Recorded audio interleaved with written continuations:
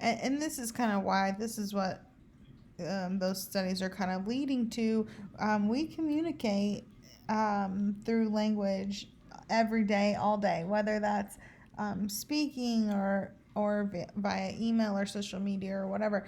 It's just we're having social interaction, so it really helps babies to kind of learn some of the rules and semantics of speaking and social interaction as well.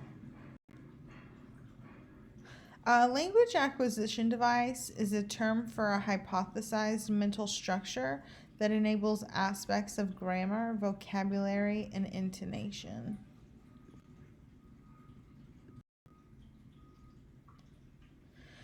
SIDS is an infant's unexpected sudden death. Sometimes a seemingly healthy baby between ages 2 and 6 months old stops breathing and dies while they're asleep. There's a lot of uh, uh, different reasons why babies are dying at this point.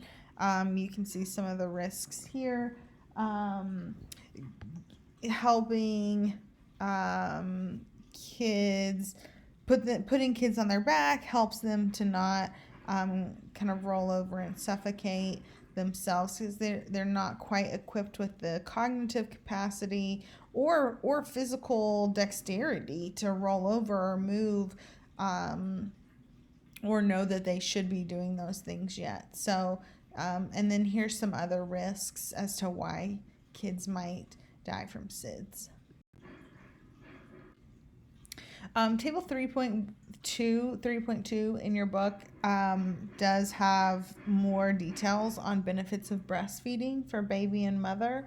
I will say fed is best, so whether that's breastfed or bottle fed, certainly, again, kind of with everything with norms and things, just because you don't do something doesn't mean your baby's going, necessarily gonna get that.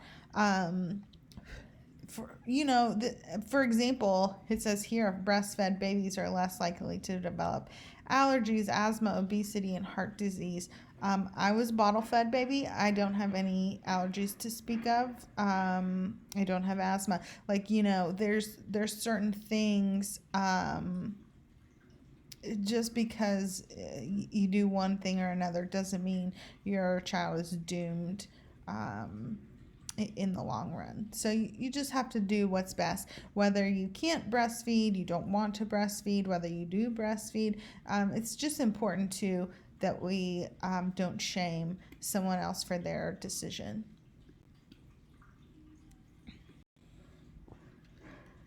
This study, genes were thought to explain height differences among Asians and Scandinavians until data on hunger and malnutrition proved otherwise.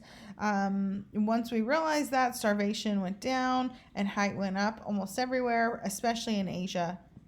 Despite an increased world population, far fewer young children are stunted. We've got in 1970, 255 million children were stunted in their growth. As of 2015, we're down to 156 million.